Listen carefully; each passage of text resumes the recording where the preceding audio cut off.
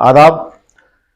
हम लोग इस वीडियो में जो है दो और सूफ़ी हजरात की बात करेंगे, जैसे एक ख्वाजा कुतुबुद्दीन बख्तियार काकी रहमतुल्लाह अलैह, जिनका आस्थाना या दरगाह दिल्ली में है, और दूसरे ख्वाजा फरीदुद्दीन गंज शकर, जिनका आस्थाना या दरबार जो है या दरगाह जो उनका है वो अजोधन में है। अजोधन एक जगह पड़ता है, पाकपटन डिस्ट्रिक्ट है, पाकिस्तान में जो पंजाब स्टाइल है उसका ये हिस्सा है। तो हम लोग वन बाय वन दोनों लोग देखते हैं।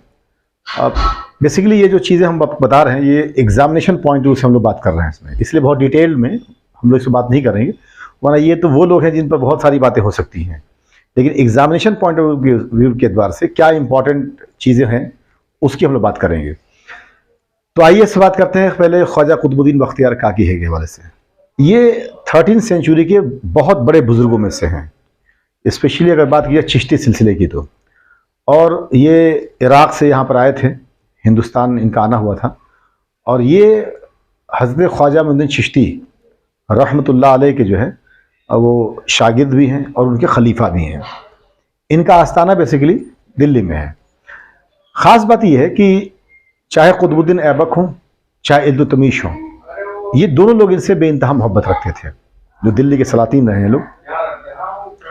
कुतुबुद्दीन ऐबक ने तो बज़ाब्ते जो कुतुब मीनार बनाया, देखिए कुतुब मीनार के बारे में 3-4 बातें बहुत इंपॉर्टेंट जो आपके लिए इंपॉर्टेंट। पहली बात, कुतुब मीनार बनाया किसके ऑनर में गया, तो ख्वाजा कुतुबुद्दीन बख्तियार काकी रहमतुल्लाह अलैह, चिश्ती सिलसिले के बहुत बड़े सूफ़ी हैं और हज़रत ख्वाजा मुइनुद्दीन चिश्ती रहमतुल्लाह अलैह के खलीफा हैं। इनकी शान बनाया गया। किसने बनवाया, तो बनवाना शुरू किया कुतुबुद्दीन ऐबक ने, ये सुल्तान है दिल्ली के, लेकिन इनका डेथ हो गया बीच में 1210 में। तो इनके बाद जो है इसको कंप्लीट कराया इल्तुतमिश ने, जो इनके बाद वो सुल्तान बने, उन्होंने कंप्लीट कराया इसको। तो यहाँ एक समझने वाली बात क्या है कि आप अंदाज़ा लगाओ कि इतनी बड़ी बिल्डिंग और इतनी बड़ी मैसिव स्ट्रक्चर जो आज भी हिंदुस्तान की शान है, वो एक सूफ़ी के नाम पर बनवाई जा रही है, ख्वाजा कुतुबुद्दीन बख्तियार काकी। तो आप समझ सकते हो कि क्या अहमियत उनकी रही होगी। तो ये बात याद रखनी है एग्जामिनेशन पॉइंट ऑफ व्यू से कि अगर आपसे पूछ दिया जाए कुतुब मीनार किसकी ऑनर में, किसकी शान में बनाया गया, ठीक है, तो हज़रत ख्वाजा कुतुबुद्दीन बख्तियार काकी। अब यहाँ एक बहुत ही इंटरेस्टिंग बात मैं आपको बताना चाहूँगा, शेयर करना चाहूँगा, जो बहुत शायद ही कम लोगों को पता हो, या बहुत ही कम लोगों को पता होगा, शायद ना भी पता हो। वो बात ये है कि ये जो लफ्ज़ काकी है ये इनके साथ कैसे जुड़ा हुआ है। ख्वाजा कुतुबुद्दीन बख्तियार, बा इख्तियार या बख्तियार काकी, ये क्या है ये समझ लीजिए। बेसिकली टर्की में या तुर्की ज़बान में काक एक रोटी को बोलते हैं, एक ऐसी रोटी जो मोटी सी होती है और मीठी होती है, उसको बोलते हैं काक। क्या बोलते हैं, काक। ये काक ही जो थी ये इनके आस्थाने में, इनके जो खानका थी उसमें लोगों में बटा करती थी लंगर के तौर पर। तो इस काक की वजह से ही इनको काकी कहा गया। अच्छा, कमाल की बात यह है कि यही काक से डिराइव्ड है वर्ड केक। जो केक आज आम तौर पर लोग खाते पीते हैं और जिसे हम सब जानते हैं केक केक करते हैं, ये बेसिकली वर्ड काक से डिराइव्ड है। काक टर्किश वर्ड है और तुर्की जबान का, तुर्की भाषा का शब्द है काक, जिसके माने एक ऐसी रोटी जो मोटी सी रोटी होती है, जो मीठी होती है, उसके होता है। इसी भाषा और इसी शब्द से डिराइव्ड है केक, जो आम आप जानते हो वो भी एक रोटी नुमा चीज होती है, बनाई जाती है। केक सब जानते ही हैं। तो काक से केक बना, ये बात याद रखनी है, बहुत इंपॉर्टेंट बता रहा हूं आपको मैं। दूसरी इंपॉर्टेंट बात कि इनको काकी इसीलिए कहा गया कि इनके आस्थाने में, इनके खानकाह में लंगर के तौर पर काक बटा करता था। तो हज़रत ख्वाजा कुतुबुद्दीन बख्तियार काकी के हवाले से 3 बातें इंपॉर्टेंट हैं। पहली इंपॉर्टेंट बात कि ये खलीफा किसके हैं, शागिर्द किसके हैं, तो हज़रत ख्वाजा मुइनुद्दीन चिश्ती रहमतुल्लाह अलैह के हैं। 13वीं सेंचुरी के बहुत बड़े बुजुर्ग हैं। इनके नाम पर, इनके ऑनर में कुतुब मीनार बनाया गया। ये 3 बातें बहुत इंपॉर्टेंट हैं जो आपको याद रखनी है, ठीक है। और इनका आस्थाना या दरगाह कहाँ पर है, तो दिल्ली में है, कुतुब कॉम्प्लेक्स से बिल्कुल लगा हुआ है, ठीक। अब आइए बात करते हैं ख्वाजा फरीदुद्दीन गंज शकर रहमतुल्लाह अलैह। बहुत बड़े बुजुर्ग हैं ये, 13वीं सेंचुरी के मायनाज शख्सियत हैं। इनका 1-2 वाक़या ज़रूर सुन लीजिए। एक तो बचपने का वाक़या कि जब बहुत छोटे थे, 5-6 साल के मुश्किल से थे, तो इनकी माँ इनको नमाज़ पढ़ाने के लिए, कि नमाज की रग़बत हो जाए, नमाज ये पढ़ने लगे, इनको डेली इनके मुसल्ले के नीचे असर के टाइम एक मीठा जो है किसी प्याली में करके रख दिया करती थी नीचे, और जब नमाज पढ़ते थे तो इनसे कहते थे कि देखो तुम्हें अल्लाह ने मीठा दिया। ये उलाटते थे अपने जानमाज को, एक चादर नुमा एक कपड़ा होता है जिस पर जो जानमाज कहते हैं, तो देखते थे मीठा, वो अपना खाते थे आराम से। ये सिलसिला चलता रहा काफ़ी दिनों तक। 2-4-5 साल के बाद, 6 साल के बाद एक दिन ऐसा मौका आया कि असर के टाइम, एक टाइम करती थी, ये कहती थी तुम नमाज पढ़ोगे आप तो इस वक्त जो है अल्लाह आपको मीठा देगा। एक दिन ऐसा हुआ कि ये इनकी माँ किसी ख़ास काम से किसी पड़ोस में चली गई। उनको बहुत देर में याद आया कि आज तो हमने वहाँ कुछ रखा ही नहीं। ये असर और मगरिब के बीच की बात है, तो मगरिब की अज़ान होने वाली थी, उसके करीब की बात थी। ये बेचारी भागी हुई आई कि आज तो भांडा फूट जाएगा। जब आई तो क्या देख रही है कि इनके बेटे हज़रत बाबा फरीद गंज शकर, बच्चे हैं अभी, वो मस्ती से अपना कुछ खा रहे हैं मीठा, और अपनी माँ से कह रहे हैं कि अम्मी आज अल्लाह ने जो है बिल्कुल नई प्याली में भेजा है हमें, और देखिए कितना लजीज है, कितना खाने में टेस्टी है। माँ समझ गई कि जो मैं अपने बच्चे को नमाज पढ़ाने के लिए मीठा बना बना दिया करती थी, चुपके चोरी से रख दिया करती थी, और कहती कि तेरा अल्लाह तुझे दे रहा है, आज वाकई उस अल्लाह ने हमारे बच्चे को दे दिया। फिर वो अपने कमरे में गई, एक हुजरे में उन्होंने अपना हम्द सना किया, अल्लाह की तारीफ़ की, एक नमाज अदा की, और करने के बाद अल्लाह से दुआ की, अल्लाह जिस तरह तूने हमारे बच्चे को नवाजा है, इस तरह ही इस पर शफ़क़त की निगाह रखना, हमेशा इसको नवाजते रहना।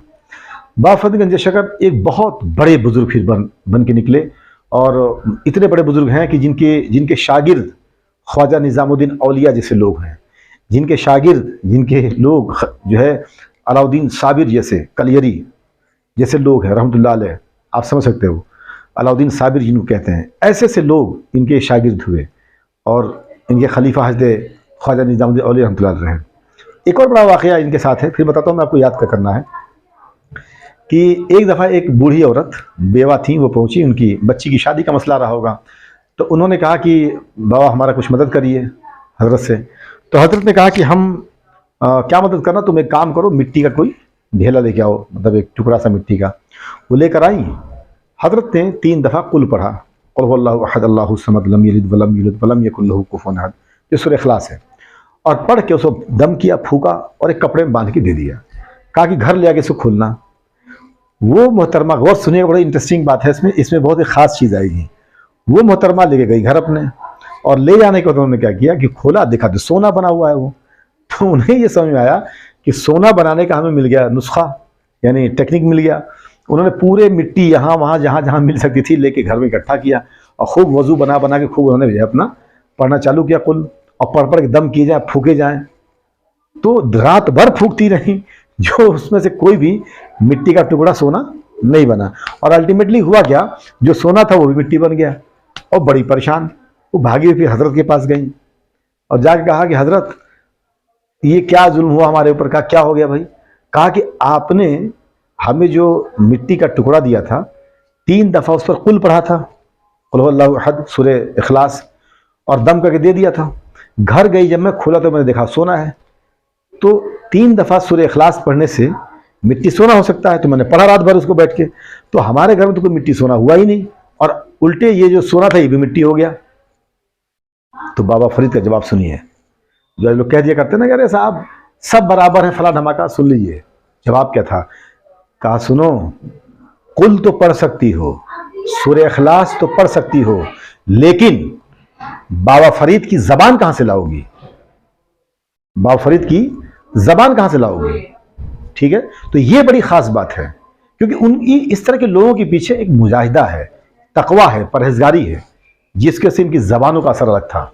ठीक है, खैर इनके हवाले से 4-5 बातें इंपॉर्टेंट। पहली इंपॉर्टेंट बात, बाबा फरीद गंज शकर रहमतुल्लाह अलैह का आस्थाना जो है, आज के पाकिस्तान का जो पंजाब है, आप जानते हो पंजाब 2 हिस्से में बटा हुआ, एक हमारे पास है, एक पाकिस्तान के पास है। उस पंजाब जो पाकिस्तान के पास है, उसमें एक डिस्ट्रिक्ट है पाकपटन, और उसी पाकपटन डिस्ट्रिक्ट में एक जगह अजोधन, वहां पर इनका जो है आस्थाना है। पहली बात तो ये। दूसरी इंपॉर्टेंट बात, ये कोठेवाल एक जगह है मुल्तान में, वहां पैदा हुए थे, कोठेवाल, वहां इनकी पैदाइश, 13वीं सेंचुरी के भी बुजुर्ग हैं। तीसरी इंपॉर्टेंट बात, चिश्ती सिलसिले में जितने आपको सूफी मिलेंगे, उनमें ये पीजेंट सूफी हैं। पीजेंट्स मतलब फार्मर, किसान, खेती बाड़ी करने वाले सूफी हैं। ये खेती बाड़ी करते रहे, उससे जो आमदनी थी जो इनका खानका था उसमें जो इनके मेहमान दूर दराज से लोग आते थे, सबको खिलाने पिलाने का, सेवा करने का काम करते थे। इन लोगों की खिदमत ने ही लोगों को बहुत अट्रैक्ट किया है, याद रखिएगा हमेशा। फिर इन्होंने क्या किया, 3 बातें हो गई। चौथी बात, पंजाबी जबान के, पंजाबी भाषा के अगर पहले बहुत बड़े शायर की आप बात करें तो यकीनन वो नाम बाबा फरीद गंज शकर का है।